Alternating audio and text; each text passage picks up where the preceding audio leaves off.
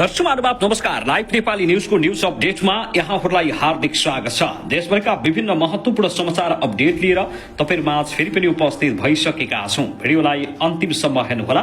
कहाँदेखि हेर्दै हुनुहुन्छ, के भन्न चाहनुहुन्छ, तपाईको मनमा लागेका प्रतिक्रिया सुन्न नबिर्सनुहोला। समाचार अत्यन्तै महत्वपूर्ण सन्दर्शबिन रवि लामिछानेको गोर्खामा भव्य स्वागत। देशभरि चुनावको माहौल तातिरहँदा नेकपा एमाले अहिलेसम्म किन चुनावी अभियान अथवा चुनावी सभा गर्न सकिरहेको छैन, यसमा विशेष जानकारी। रासपा र नेपाली कांग्रेसका सभाहरू निरन्तर रूपमा चलिरहेका छन्। त्यसैगरी नेपाली कम्युनिस्ट पार्टीले 70 सिट भन्दा बढी जित्ने दावी गरिरहेको छ। यसमा पनि जानकारी आजको समाचारमा र अन्य विविध समसामयिक क्रान्ति घटनाक्रम सन्दर्शबिन। रासपाको क्रेजले देशैभरि यतिखेर घण्टी बजाइरहेको छ। साथै अन्य महत्वपूर्ण अपडेट छन्। समय अवधिभर हामीसँगै रहनुहोस्। दर्शक महानुभाव आउनुहोस् अब पहिलो तथा विशेष महत्वपूर्ण खबरतर्फ लागौं। नेपाली कांग्रेसका सभापति गगन थापाले आगामी निर्वाचनलाई बाध्यताको चुनाव भएको बताएका छन्। नेपाली कांग्रेसले सुर्खेतमा आयोजना गरेको चुनावी आमसभालाई सम्बोधन गर्दै उनले अहिलेको चुनाव नेपालका लागि संविधानलाई सही ट्र्याकमा राख्न अनिवार्य शर्त समेत भएको उल्लेख गरे। चुनाव सफल बनाउन नेपाली कांग्रेसले आफ्नो भूमिका निर्वाह गरिसकेको बताउँदै उनले फागुन 21 गतेको चुनावको सन्दर्भमा भदौ 23 र 24 गतेका घटनालाई बिर्सन नहुने धारणा व्यक्त गरेका छन्। यो चुनाव बाध्यताको चुनाव हो। यो चुनाव नेपालका लागि हाम्रो संविधानलाई ट्र्याकमा राख्नका निम्ति अनिवार्य शर्त पनि हो। चुनाव सफल बनाउनका निम्ति नेपाली कांग्रेसले आफ्नो भूमिका निर्वाह गरेको छ। फागुन 21 गतेको निर्वाचनको सन्दर्भमा हामीले भाद्र 23 र 24 गतेको कुरालाई बिर्सेर हुँदैन। उनले देशमा अब सरकारको गोलीबाट कुनै पनि नागरिकको ज्यान जान नहुने र कुनै पनि व्यक्तिले नकाब लगाएर सिंहदरबार जलाउने जस्ता गतिविधि गर्न नपाउने अवस्था सिर्जना गर्नुपर्ने बताएका छन्। त्यसका लागि चुनावमा जाँदा भदौ 23 र 24 का घटनालाई गम्भीर रूपमा मूल्याङ्कन गर्नुपर्ने थापाको भनाइ छ। थापाले केही शक्तिहरूले भदौ 23 र 24 मा भएका घटनालाई इन्कार गर्ने प्रवृत्ति देखिएको आरोप लगाएका छन्। ती घटना अघि सबै कुरा सामान्य थियो भने तर्क गलत भएको उनको जिकिर छ। यो देशमा अब सरकारको गोलीबाट कुनै पनि व्यक्तिको ज्यान जानु हुँदैन। यो देशमा कुनै मुकुण्डोधारीले नकाब लगाएर सिंहदरबार चलाउन पनि पाउनुहुन्न। यो अवस्था सिर्जना गर्नुपर्नेछ।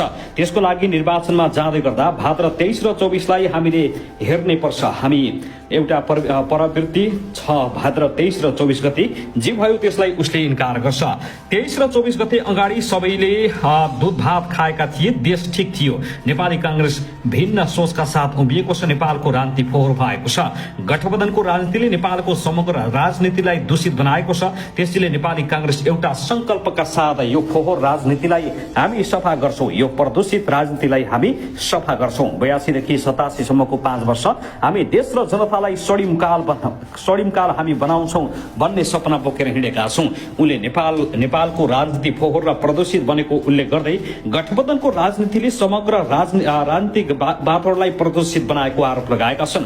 नेपाली कांग्रेस फरक सोच र संकल्पका साथ अगाडि बढेको बताउँदै उनले फोहोर तथा प्रदूषित राजनीतिलाई सफा गर्ने प्रतिबद्धता व्यक्त गरेका छन्। 82 देखि 87 सम्मको 5 वर्षलाई देश र जनताका लागि स्वर्णिमकाल बनाउने सपना बोकेर कांग्रेस अगाडि बढेको उनको भनाइ छ।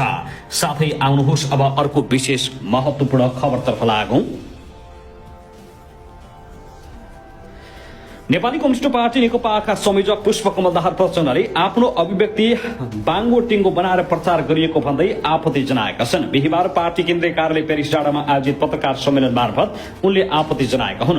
ब्रिस्ती शान्ति सम्झौतादेखि संविधान सभाको बेलासम्म जरुरी पर्दा कांग्रेस एमालेसँग आफूले सहकार्य गर्दै आएको बताउँदै अहिले पनि उपलब्धि रक्षा गर्ने विषयमा मात्रै त्यस्तो बोलेको उनको भनाइ छ। यसअघि हिजो विदेशी शक्तिहरूलाई परास्त गर्नका लागि कांग्रेस एमाले नेकपा जस्ता शक्तिहरू एकजुट हुनुपर्ने प्रचण्डको भनाइ छ।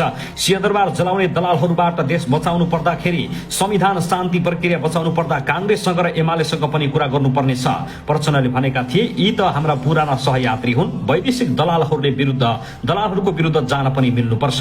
तर आफ्नो भनाइलाई गलत अर्थ लगाइएको प्रचण्डले गुनासो गरेका छन्। उनले भने, विगतको कुरा गर्दा, संविधान सभाको कुरा गर्दा हामीले कांग्रेस एमालेसँग जरुरी पर्दा त सहकार्य गर्नुपर्छ भनेको गम्भीर संवेदनशील इमानदार कुरालाई बङ्ग्याएर अहिले नै चुनावमा तालमेल गर्न खोज्यो प्रचण्डले। कुन दिन प्रचण्डले मिल्यो भनेर एमालेसँग पनि गर्यो भने अनौठो मान्न पर्दैन भनेर अघि आउँदै मैले एउटा समाचार पढे, यस्तो अचाक्लित चाहिँ गर्नु हुँदैन।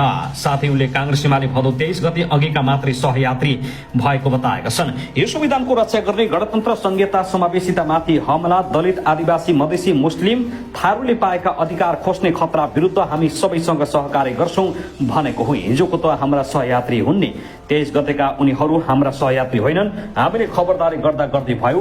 प्रचण्डले भने अब 23 र 24 गतेको विध्वंस देशमा नहुने समेत उनले दावी गरेका छन्, जसले गर्दा पनि फागुन 21 गतेको निर्वाचनमा नेकपाले जित्नुपर्ने उनको दावी छ र कमसे कम पनि 70 सिटभन्दा माथि जित्ने प्रचण्डले दावी गर्दै आइरहेका छन्। साथै त भने यही फागुन 21 गते हुन लागेको निर्वाचनका लागि झापा 5 मा संयुक्त गस्ती शुरू भएको छ।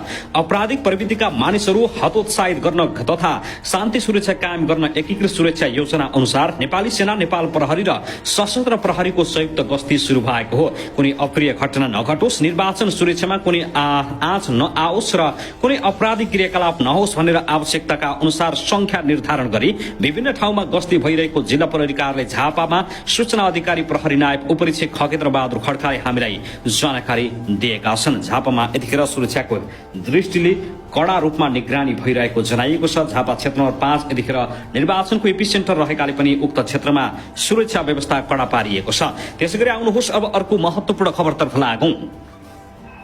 राष्ट्रिय स्वतन्त्र पार्टी रासपाका सभापति रवि लामिछानेले गोर्खाबाट धेरैले चुनाव जिते पनि गोर्खाले भने जित्न नसकेको बताएका छन्। बिहीबार गोर्खामा आयोजित चुनावी सम्बोधनका क्रममा पार्टीका उम्मेद्वार सुदन गुरुङका पक्षमा मत माग्दै उनले यस्तो बताएका हुन्। सभापति लामिछानेले 23 गतेको घटनालाई लिएर तत्कालीन सरकारको आलोचना गरेका छन्। 23 गते गोली नचलेको भए कुनै पनि चीज जल्ने थिएन। स्कुल ड्रेसमा आएका साना बालबालिकालाई छातीमा र टाउकोमा ताकी ताकी गोली नहानेको भए केही पनि जल्ने थिएन। लामिछानेले जलेको भौतिक संरचना फेरि बन्न सक्ने तर राज्यको दमनबाट रित्तिएको आमाको काग कहिले नभरिने बताएका छन्। लामिछानेले सुदन गुरुङ देशलाई माया गर्ने गोर्खाको सच्चा छोरो भएको दावी गरे। उनले आफू र आफ्ना उम्मेद्वार कोही पनि प्रश्नभन्दा माथि नरहेको स्पष्ट पारेका छन्। न म प्रश्नभन्दा बाहिर र माथि छु, न सुदन गुरुङ नै छन् जसलाई जतिखेर जहाँ उभिएर प्रश्न गरे पनि हुन्छ, तर त्यसभन्दा माथि देशलाई शिरमा राखेर गोर्खाको सपुतलाई एकपटक सदन लिएर जानुपर्छ। उनले सुदन गुरुङलाई भोट दिनु भनेको एउटा व्यक्तिलाई जिताउनु मात्र नभई देश र जनतालाई जिताउनु भएको जिक्र गरेका छन्। सभापति लामिछानेले गोर्खाबाट धेरैले जिते तर गोर्खाले जितेको छैन, यसपटक गोर्खाले जित्छ, यसपटक सुदनले जित्छ भन्दै उनले जनतालाई त्यही अनुसारको मत हाल्न समेत उनले आग्रह गरेका छन्। जसले गर्दा यतिखेर गोर्खामा रवि लामिछानेको यतिखेर निकै ठूलो मात्रामा यतिखेर उनको प्रशंसा भइराखेको छ। उनलाई भव्य रूपमा स्वागत समेत गरिएको छ।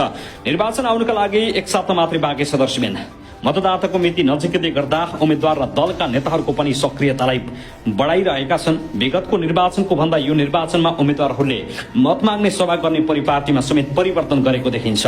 गत निर्वाचन भन्दा यो निर्वाचनमा उम्मेद्वारले मत माग्ने तरिका सत्य बदलेका छन्। निर्वाचनमा देशका मुख्य शहरमा सभा सम्मेलन गरे तापनि यो निर्वाचनमा भने सभा सम्मेलन भन्दा पनि जनताको घर घरमा उम्मेद्वार आफै पुग्ने गरेको दृश्यहरू देखिएका छन्। प्रमुख तीन दल नेपाली कांग्रेस, नेकपा एमाले र नेपाली कम्युनिस्ट पार्टीले यसपटक देशभर चुनावी सभा गरेका छन्। नेपाली कांग्रेसले जनकपुरमा एउटा चुनावी सभा गरे पनि एमाले र नेकपाले औपचारिक रूपमा कुनै पनि सभा गरेका छैनन् र अहिलेसम्म सभाको आयोजना समेत गरेका छैनन्। रासपाले जनकपुरमा सभा आयोजना गरेपछि रासपा वरिष्ठ नेता बाली शाह रोड शो गर्दै देश दौडाहामा निस्किए। जनकपुरपछि उनले धनगढी, सुर्खेत र इटहरीमा परिवर्तन उद्घोषक सभा नाम दिएर रासपाले चुनावी घोषणा गर्यो।